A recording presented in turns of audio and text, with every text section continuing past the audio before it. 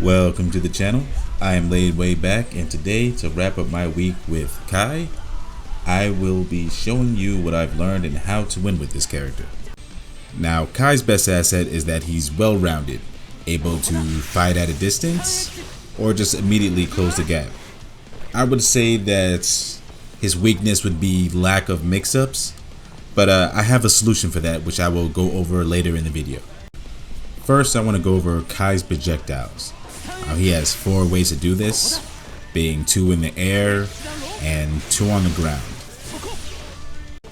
And when these projectiles hit, it leaves your opponent in a shock state.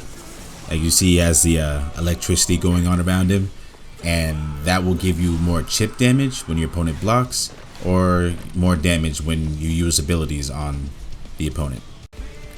Typically, after you do a sweep, you want to do the heavy version of the projectile, as they will have to wake up into it. Or when they're in the corner, after their grab, you want to do it then also, as they can't avoid it and they'll have to block, and then you could go for all sorts of things.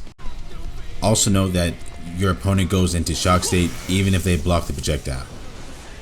And that's with projectiles or quarter circle backslash.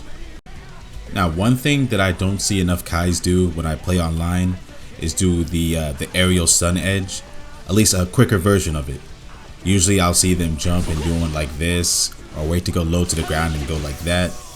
Now, the most effective way is to do it like this. And how you do it to go right off the ground, it has a lower angle, so it's harder to dodge. So to do that, you want to put in the input, which is quarter circle forward, heavy slash, and then hit up immediately after that, then heavy slash, and it'll be immediate. Now, Kai's quarter circle back kick, founder arc, is very important for applying pressure and closing the distance on your opponent, but note that you're at a frame disadvantage when you hit it and they're not in a shock state. So when you're using it, to be safe, be sure to have them in a shock state. That way you have the advantage after it hits. You have a high frame advantage when founder arc hits, so you can use that to your advantage to go for a quick grab. Most of the time your opponent's not going to see that coming. Like, even if you're doing it in a combo, as a combo ender, just get the grab afterwards. And then you can even cancel after that. They'll put them through the wall.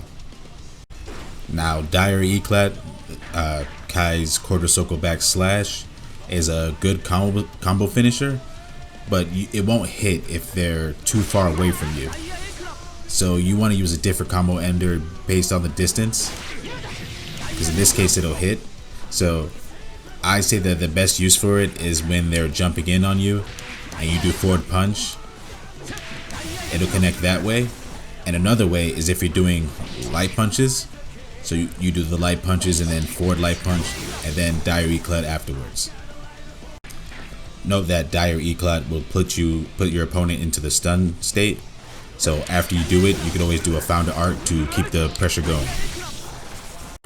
Now, vapor thrust, Kai's DP is invincible on wake up, and it also has a decent burst combo, well, Roman cancel combo to it.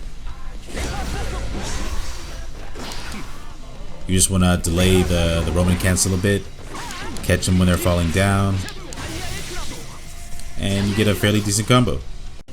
Now, stun dipper, Kai's quarter circle forward kick, is typically what you want to do for a combo ender, but be sure to note that it's very unsafe on block, and you will be punished after using it. So to avoid getting punished, you have to judge the distance correctly. So if I go up to Soul and I'm right on him and I do close slash, then heavy slash, and then do it immediately afterwards, he'll block that and he'll punish me. But if I do the same thing and I wait a second, then it hits. So you have to get down the right distance. So just let them go as far as they possibly can after you do it, and then do stun dipper. I find stun dipper to be the best option to Roman cancel into. So if I'm fighting somebody at a distance and I'm far away and I'm looking for pokes, usually that's what I do afterwards. And then get the Roman cancel, run them to the corner, and then do your combo afterwards. So it looked like this.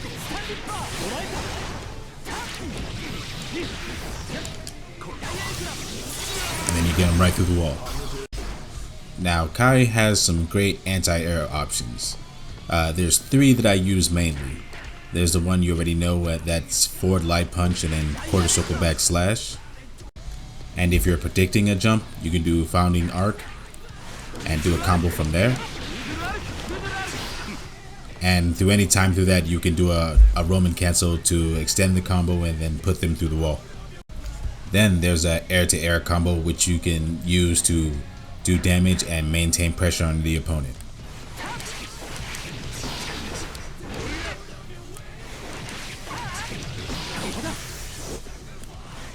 Or you can do an overdrive in the air also. And this will put them through the wall. That's one of the best things about Kai's overdrive, is you could be almost mid-screen and still put them through the wall. So there's 2 good combos you can do for mid-screen.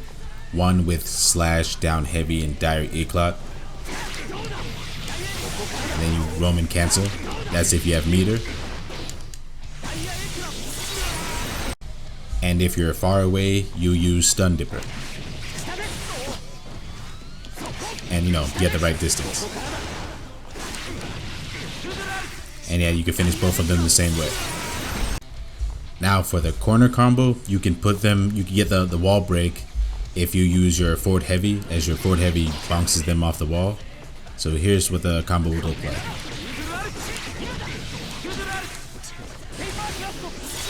Basically the same thing, it's just that there's the forward heavy and then the founding arc afterwards, and then just the basic stuff afterwards. Now for the big damage corner combo, we're gonna have to hunt for a counter. So just like you can cancel the light punches into a forward light punch, you can do the same thing with forward heavy. So a couple of light punches and forward heavy will do a counter.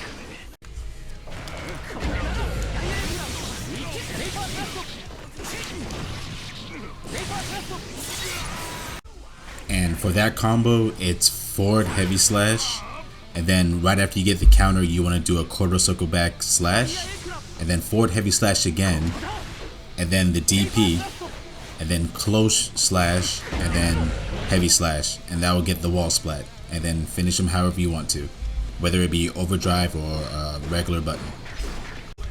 Now going back to earlier in the video where I said Kai's weakness is his lack of mix-ups. So I do have one fairly good mix-up. It's a regular kick, forward kick, and then kick again, and then dusk attack, which will catch some people.